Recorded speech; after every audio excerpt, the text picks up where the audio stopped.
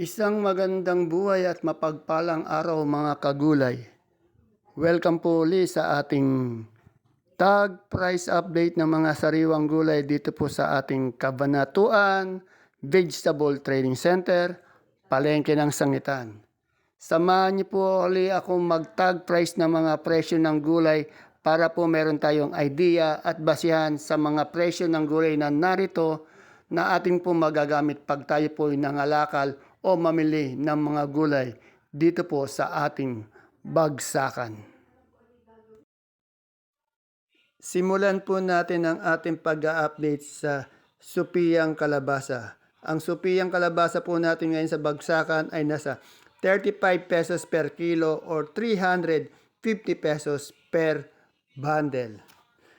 Kasunod naman po yung ating ampalaya na bonito nasa 50 pesos per kilo.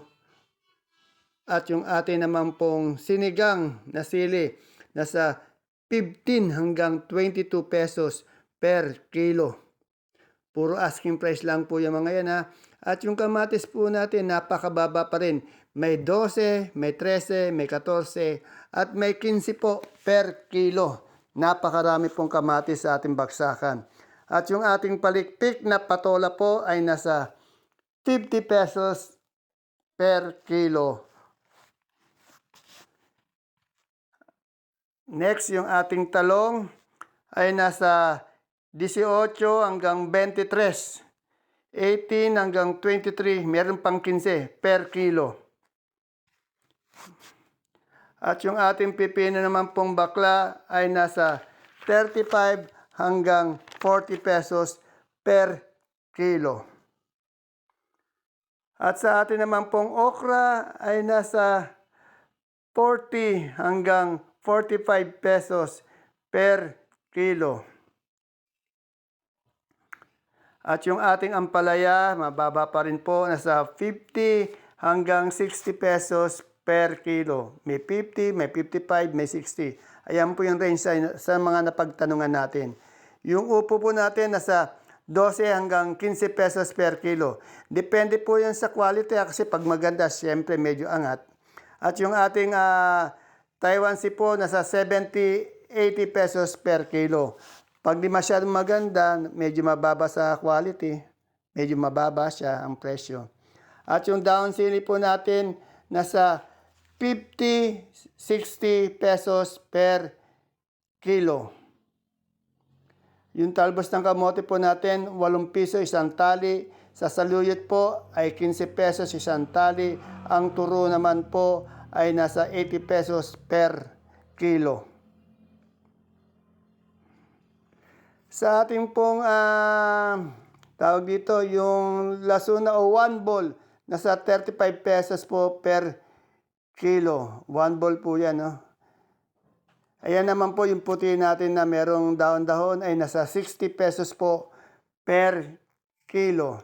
Punta naman po tayo sa ating sampalok. Ang sampalok po ay 30 pesos per kilo or 300 pesos po isang bundle.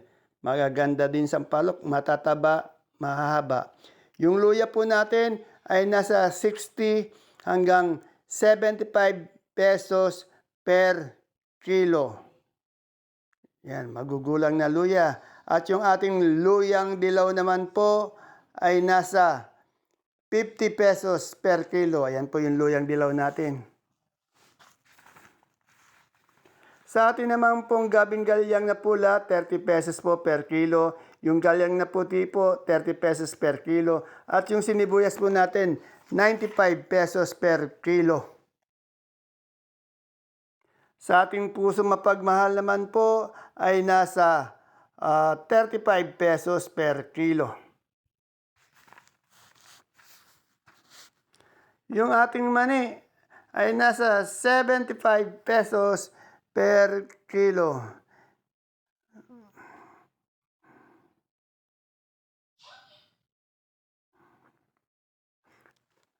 At yung ating sigarilyas ay nasa 50 pesos po per kilo.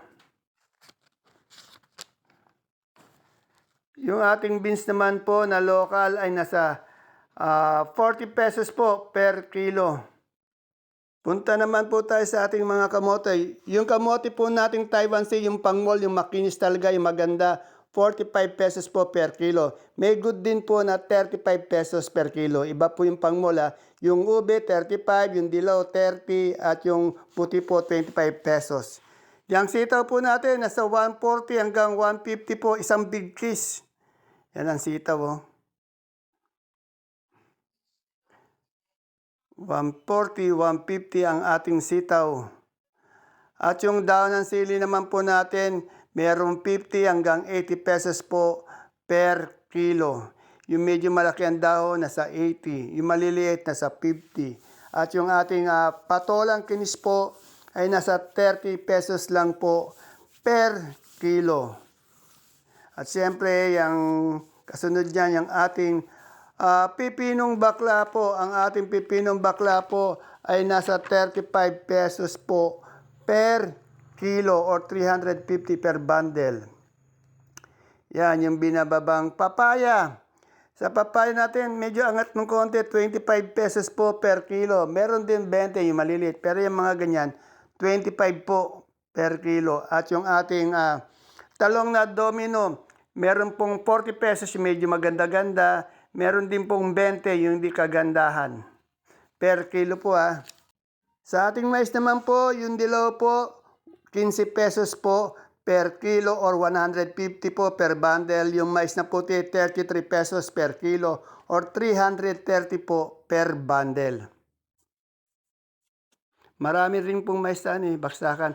At yung ating pong kalamansi, nasa 2,000 po isang buriki o isang red bag. 30 kilos po yan puro ganyan pang tindang kalamansi, isang bag, isang buriki or 30 kilos.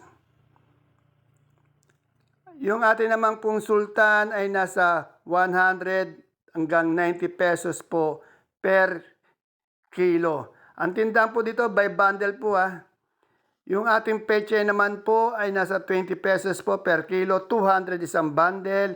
At yung ating mustasa, nasa 25 pesos per kilo, 250 po per bundle.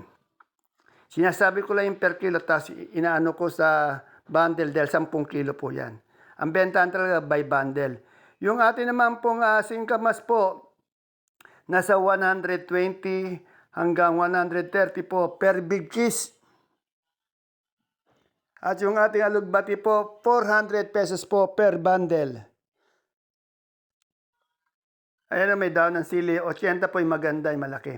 Sa suprema po nating kalabasa, 32 yung malaki, 31 yung medium, 28 naman po yung maliit na kalabasang suprema.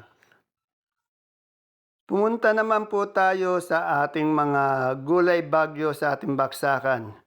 Yan, yung ating pong repolyo ay nasa 300 pesos po isang bundle. 10 kilo po yan At yung ating peche bagyo po ay nasa 350 pesos isang bundle. 10 kilo din po yun para hindi tayo nagkakamali. At sa atin naman pong sayote, isang bundle po, 250 pesos po isang bundle niyan. 25 per kilo yan At sa atin namang pong carrots ay nasa 600 pesos po isang bundle or 60 pesos isang kilo. At sa ating kasunod niyan, yung patatas. Sa patatas po natin ay nasa 600 pesos po isang bundle. Yung maliit po niya, yung marble na tinatawag ay nasa 500 pesos po isang bundle. Sa labanos naman po, 300 pesos po isang bundle ng ating labanos sa bagsakan. At siyempre po sa ating pipino po, pag isang bundle niyan, 600 pesos, 60 pesos isang kilo po sa ating bagsakan. Asking price lang ma'am po yung mga sinasabi natin Yung broccoli naman po, 70 pesos po per kilo. Siyempre pag may broccoli tayo, meron din naman tayong cauliflower. Ang ating cauliflower po ay nasa 50 pesos po per kilo. At ang ating leeks po ay nasa 120 pesos po per kilo. At yung ating celery yan, muntik na maubos. Nasa 100 pesos lamang po per kilo. Siyempre, ang ating sunod dyan, yung beans, yan. Yung beans po ay nasa 60 pesos po per kilo. Baguio beans po yan kasi yung locally 40 lang eh. Magkaiba po yung Baguio sa local nating beans. At yung sa ating sitsaru po ay nasa 280 pesos po per kilo. 280. At yung ating red bell naman po ay nasa 160 pesos po per kilo.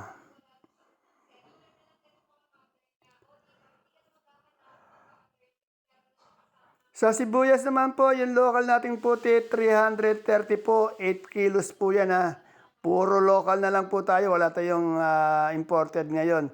Sa ating local na sibuyas na pula naman po, 450 po, 8 kilo din po yan per bag po yan per bag. 8 kilo yung isang bag ng pula natin, pati ng ating puti. Sa ating super white naman po ay nasa 530 pesos po, isang bag o 5 kilo. At yung kanso naman po natin ay nasa 430 pesos po, isang bag o 5 kilo din po. Bawang po 5 kilo. Then dako naman po tayo sa ating monggo na labo. Isang sako po, 25 kilo po yan, ay nasa 2,750 po.